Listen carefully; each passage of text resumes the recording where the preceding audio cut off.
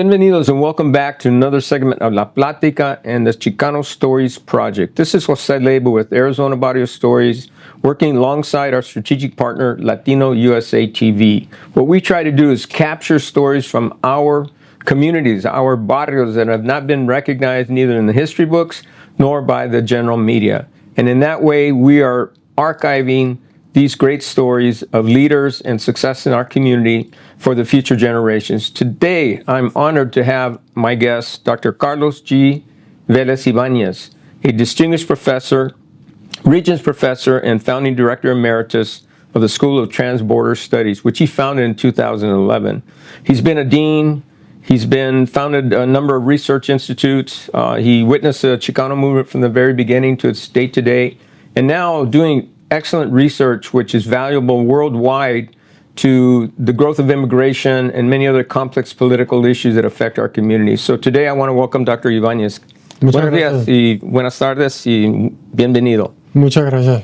You know, one of the things that we need to realize that before you became this famous author of 12 books, you've been recognized the first foreign anthropologist to be included as a corresponding member in the Mexican Academy of Sciences.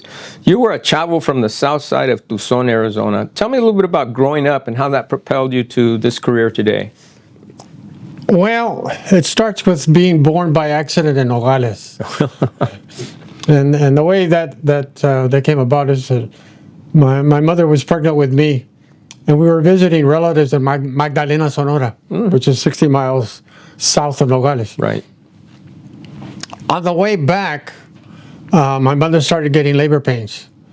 And so as soon as we crossed the border, instead of going back to Tucson, my mother, in fact, had to go to St. Joseph's Hospital in Nogales, Arizona. Mm-hmm. And according to my mother, I was put in a bassinet right next to the window, and the window was right next to the cyclone fence between Nogales, Arizona and Nogales, Sonora. And she said that my feet were facing north and my head was facing south. And so in that manner, I was really born right on the border, La Pura Frontera. And as far as I was concerned, I think I lived probably the first 18 years of my life very much on La Frontera, visiting relatives in Sonora, having relatives visiting us in Arizona, and really living a transborder life where you learned both English and Spanish. English a fuerzas, Spanish por amor. You know, that's so true that many of us that are here from Arizona or many of us that grow up on transborder areas, we always used to go back and forth to Magdalena, Sonora, because my tata was from Opata and he's Yaqui. And so that we crossed all the time. There was no border in those days, right? Well, not only that, there was a welcome to the border crossing. I remember vividly coming back from Sonora, going back into Nogales, Arizona, and being greeted by one of the border people. And this border guy was about 6'3", 6'4", nombre alto, güero, with perfect Spanish. And he would greet my mother. He would say, señora Vélez, ¿cómo está? Bienvenida, and so on and so on and so on. And there was not that horrible, conflictive, misogynist kind of attitude by the Border Patrol people. These were people who were real professionals with their porcupine hat greeting you as well. So I remember the border from a very positive point of view rather than from a negative point of view. The negative point of view came later, much later, with people blaming Mexicans for economic disparities. Right. Yeah, and I know that one of your focuses is immigration, but that's an interesting story that you tell because I remember crossing the border with my nana and she would smuggle the little parakeets in her purse. And the border agent, I mean, he would just smile con, señora, ¿qué trae en la bolsa? Pues nomás mis Kleenex, decía mi abuelita, ¿verdad? And he would just smile. I'm sure he knew what she was doing, but as you mentioned, in those days they were professionals and there was a very... It was no real border in my view. Now, tell me about growing up in Southside and where did you get the motivation to go to school?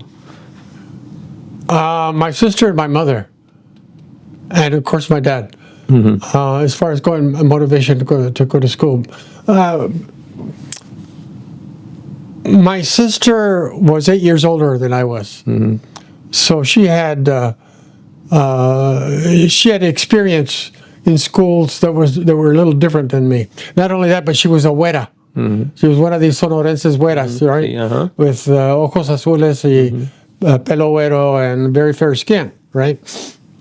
And so she was treated as a gringa by Americans. By gringos treated her as if she was one of them.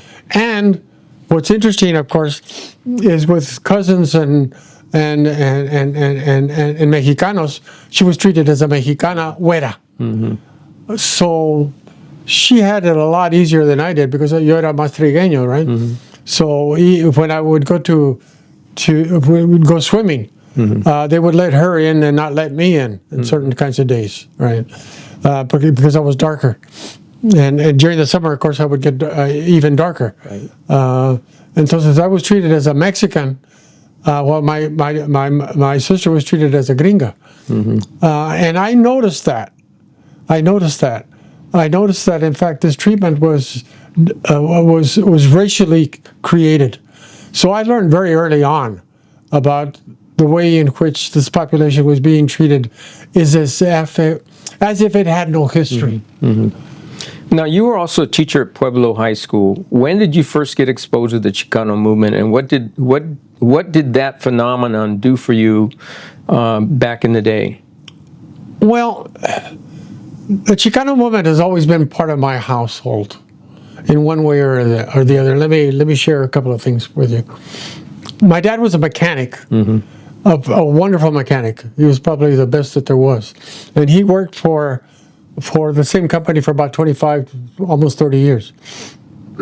One day, and my dad used to come home and tell us about his work, about fixing differentials, about fixing transmissions, large trucks, and so on.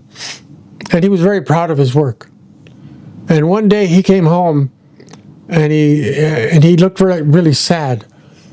And my mom siempre le decía, hijo. Hijo, ¿qué tienes?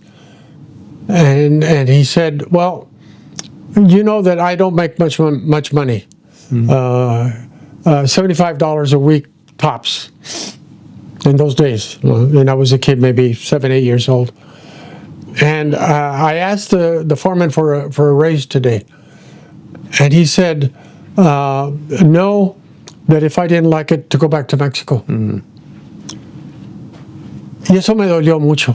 And so my dad was very sad.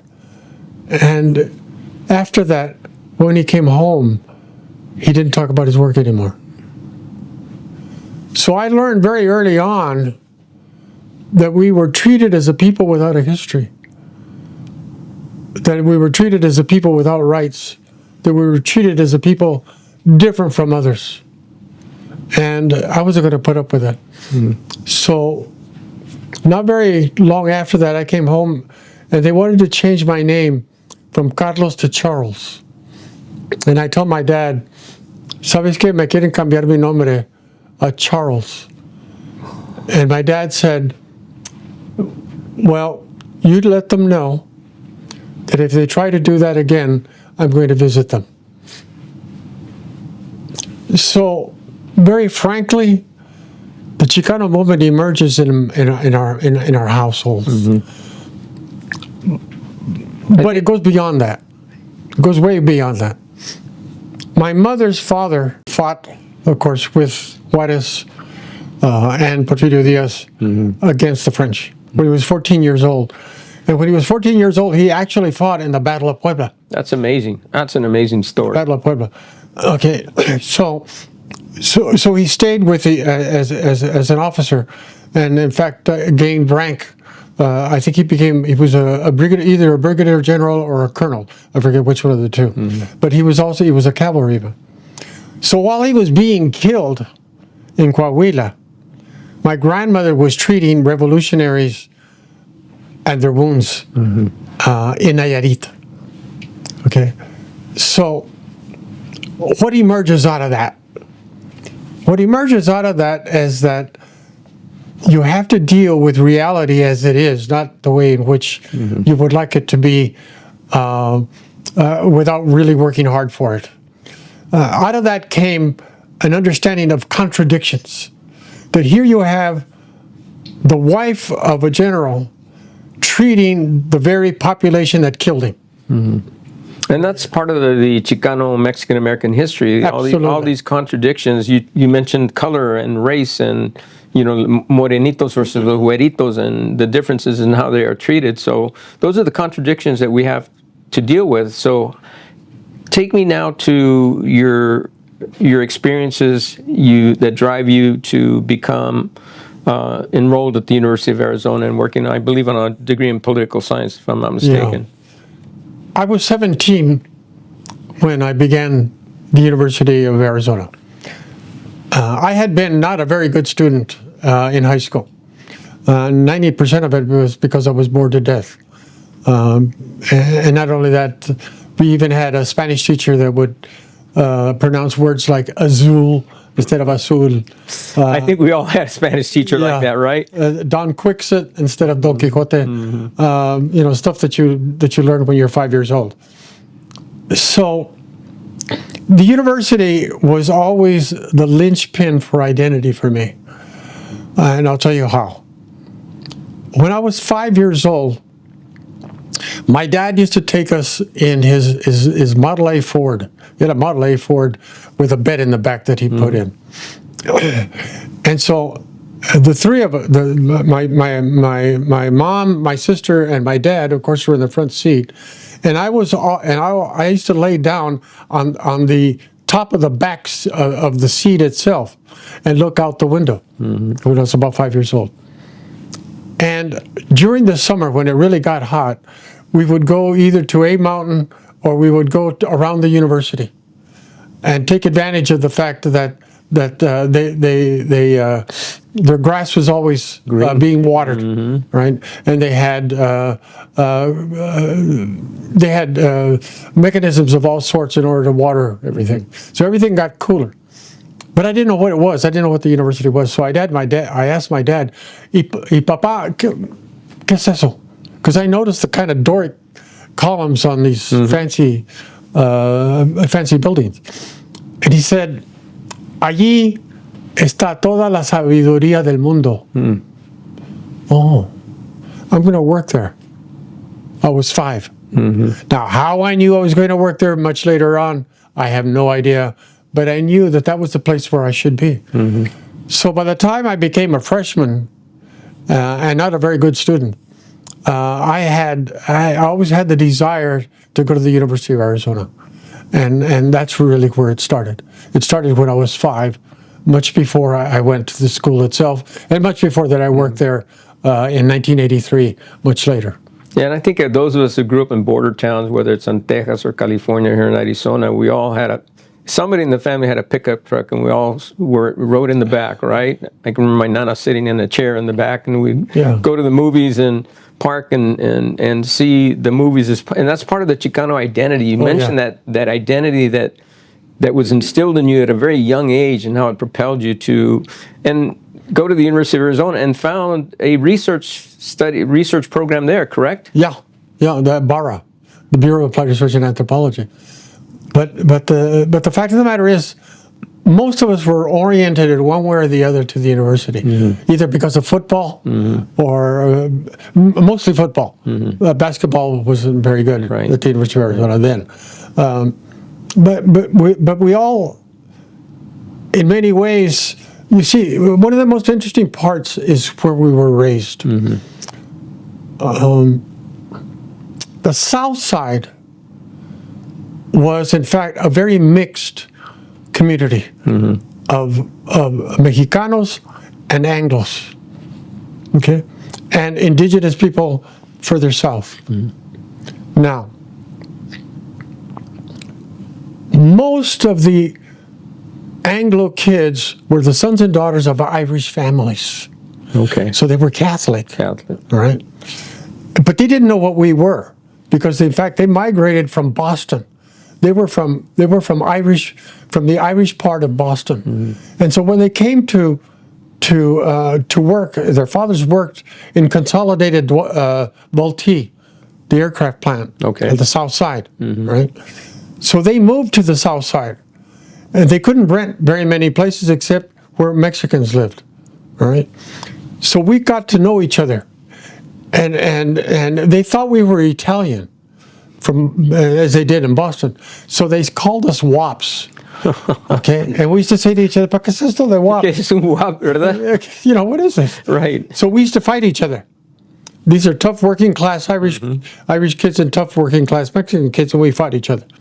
Until Father James Murphy at St. John's Church started Boys and Girls Clubs. Okay. And we started meeting each other's, excuse me, we started meeting each other's brothers and sisters. So I fell madly in love with Caroline McLean and Gloria Martinez at the same time.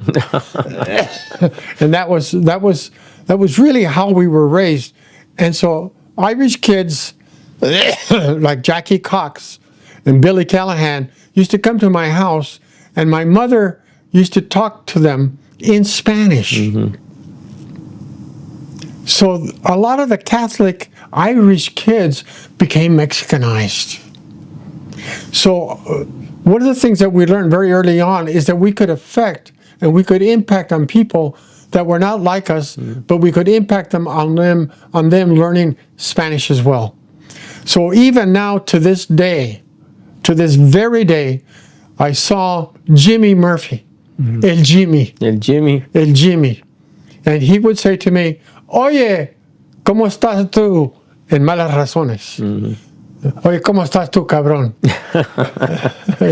And I used to answer him back in Spanish as well. So one of the most interesting things that we learned very early on is that we could impact and affect other people.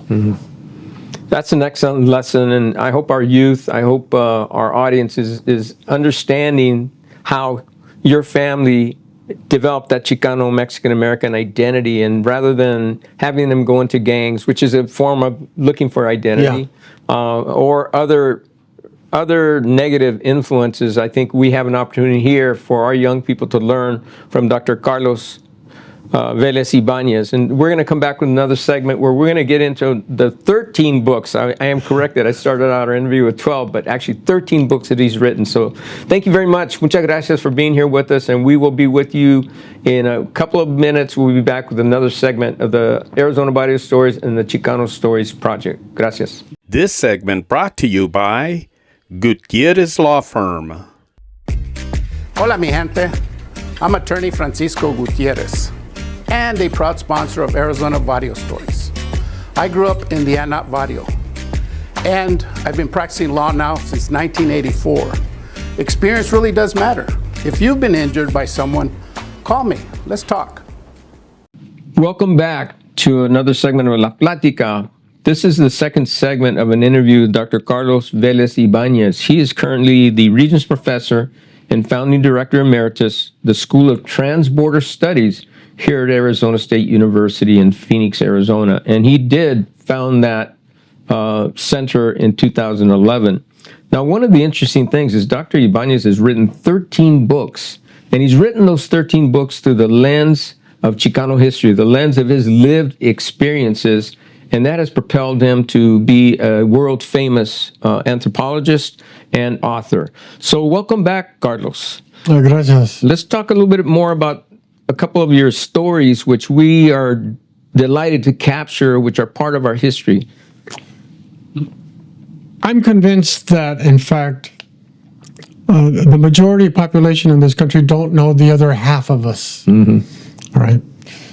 And the other half of us was very important in the kinds of attitudes and the kinds of positions that, in fact, we take in life. And I took in the academy as well. Let me share this half with you. One of the constant events that we were always engaged in as a kid between the ages of 5 and about 16, 17 years old was visiting relatives in Magdalena, Sonora. And one of the most interesting ideas as well as experiences of that half that most people don't know is that many of us joined not working class families that we had, for example, in Tucson. In Tucson, I was basically part of a working class family. My dad was a mechanic, and my mother sold clothes on Sundays. and I used to work, as a matter of fact, helping the next door neighbor build his house by stacking bricks when I was 6, 7 years old. So all of us come from a working class background, and people who moved into our neighborhood are basically working class people, like the Irish folks that I mentioned before. But there was another half to our lives that we lived in Sonora. We lived in Sonora. Now, how did we live in Sonora? In my particular case, my uncle was a doctor. So in fact, in Magdalena, Sonora, he was considered from the upper crust and the upper class of the Mexican stratified system in Magdalena, Sonora, which was a very small little town. Right. But that was the town, in fact, that Father Kino founded as one of the very very important churches for the region.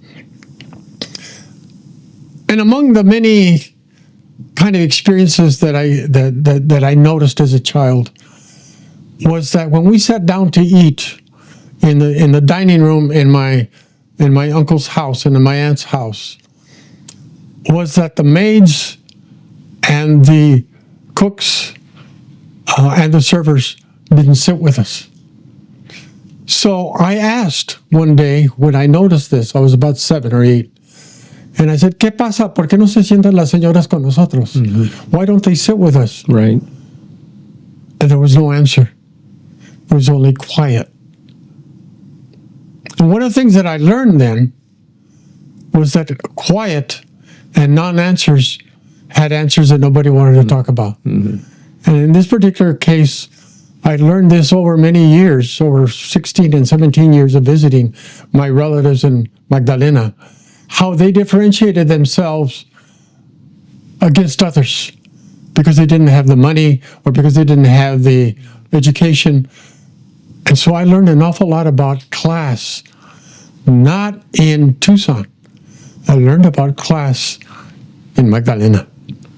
That was an interesting history lesson. And so, again, through that lens, you've researched many areas, including immigration, anthropology, complex political systems, language and culture. Let's talk about the 13 books that you have written, and let's highlight a couple for our audience to learn how you use that Chicano, Mexican, American experience lens to propel you to write these books.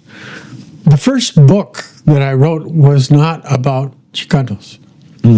The first book that I wrote was, in fact, about Mexicanos in Ciudad Nezahualcóyotl, Izcalli, a community 26 kilometers southeast of Mexico City, in which there were 500,000 people living there when I happened to become acquainted with them. In the middle of the Chicano movement, we had a lot of questions. Who are we? What are we? How come we are what we are? And so on and so on and so on. For me, I thought that maybe I should look south rather than within my own community for the answers that I wanted. So I took advantage of that.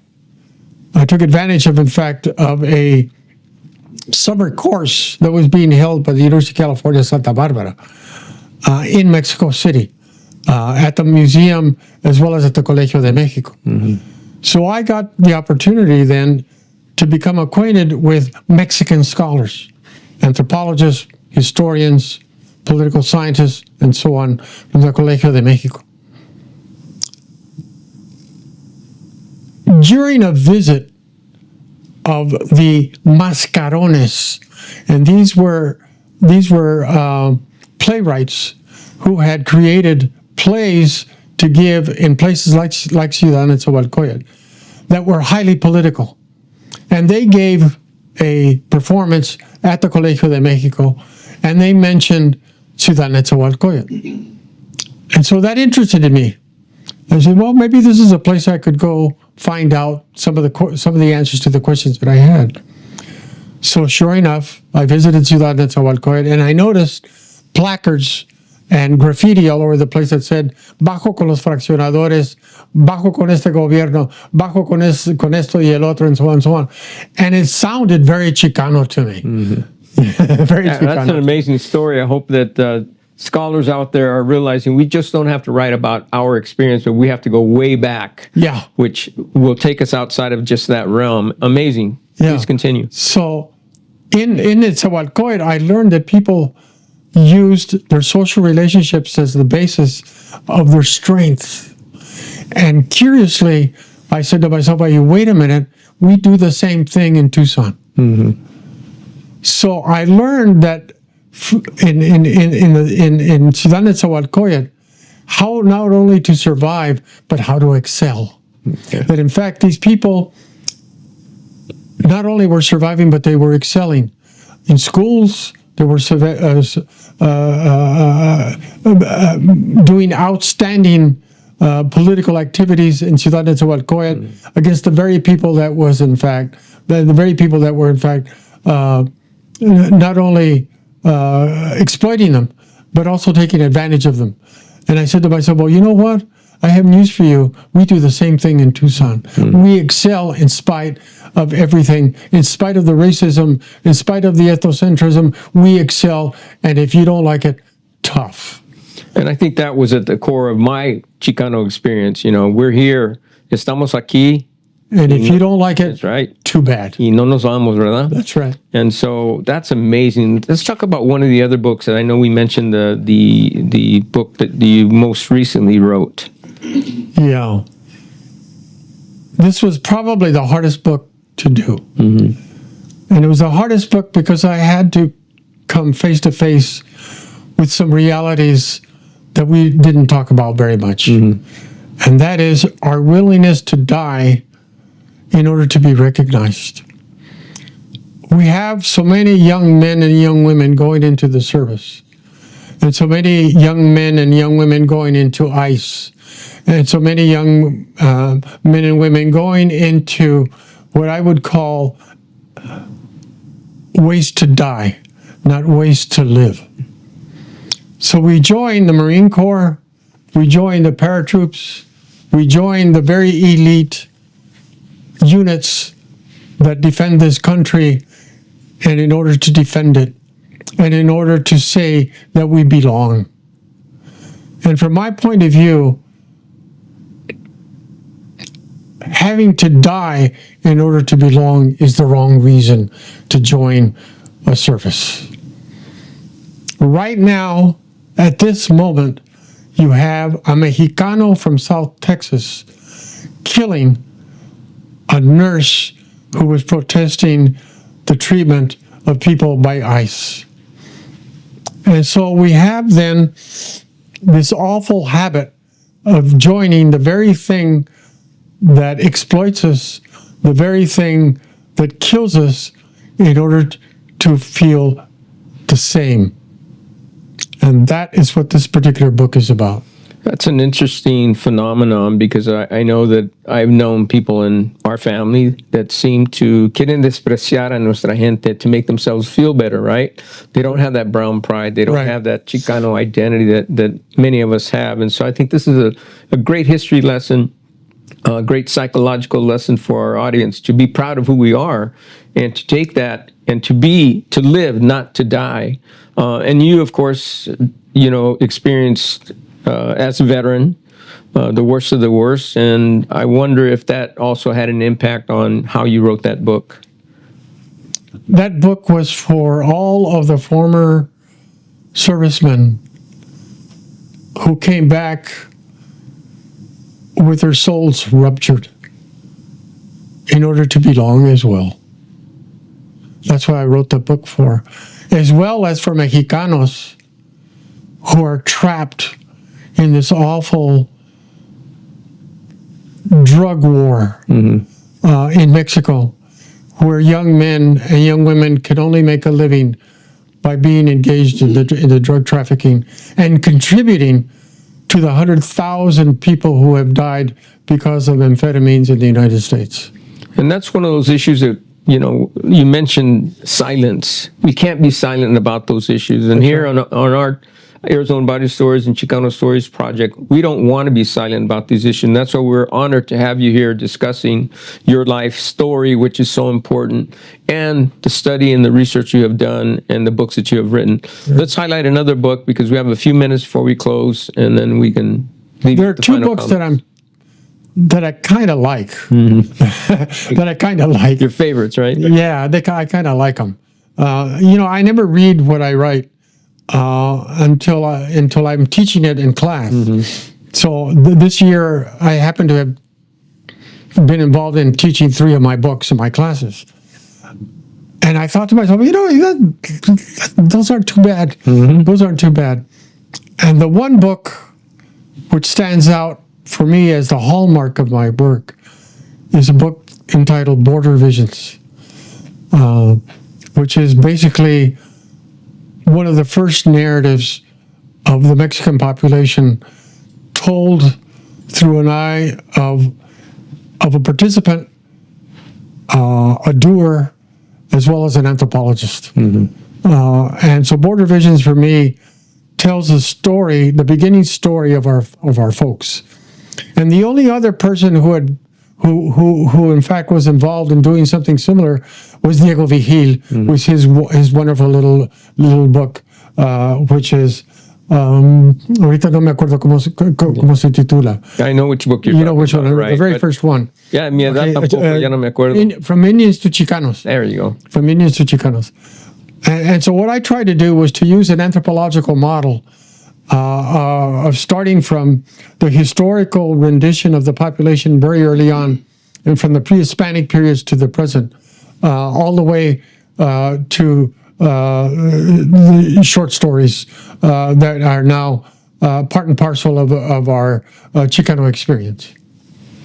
Now, Dr. Ibáñez, please tell me how many years young you are, because you're my role model. I hope that at your young age, I can continue to contribute to the general understanding of the lived Chicano experience. And because you're still teaching classes here at ASU. Yeah, this is my last year. Okay. This is my last year. I'm retiring this year at the age of 89.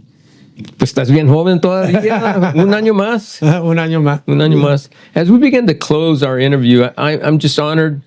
Thank you so much. Muchas gracias. Con todo el corazón, con mucho respeto. We appreciate you being here with us. Thank you very What final much. words would you have to our audience who are largely Chicano, but Latino nowadays? As you well know, we have many other countries that have come here and become part of this Chicano Latino experience. What parting words might you say about and recommendations? Learn about yourselves. Learn about yourselves. Defend yourselves. And always defend the innocent.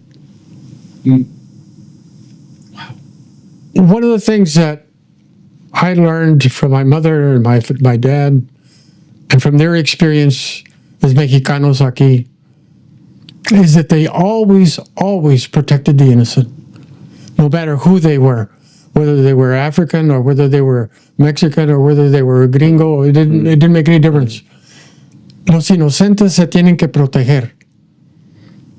And we have that obligation as Mexicanos because that's what we've done all our lives. And I think we have a history of taking care of our families and taking care of others and protecting the innocent. accepting just anybody into our household. That's correct. Right? And Absolutely. I think that's a great lesson for our audience. It's time for you to stand up also. There are many issues affecting our community. So as proud Chicanos or Latinos, Mexicanos, whatever you choose to call yourself, don't be silent. Stand up and protect the innocent. Muchas gracias, Dr. Ibáñez. Muy agradecido. This is Dr. Jose Leyva with Arizona Body Stories, Latino USA TV, La Plática, and the Chicano Stories Project signing off. Bienvenidos y hasta la próxima vez. Muchas gracias.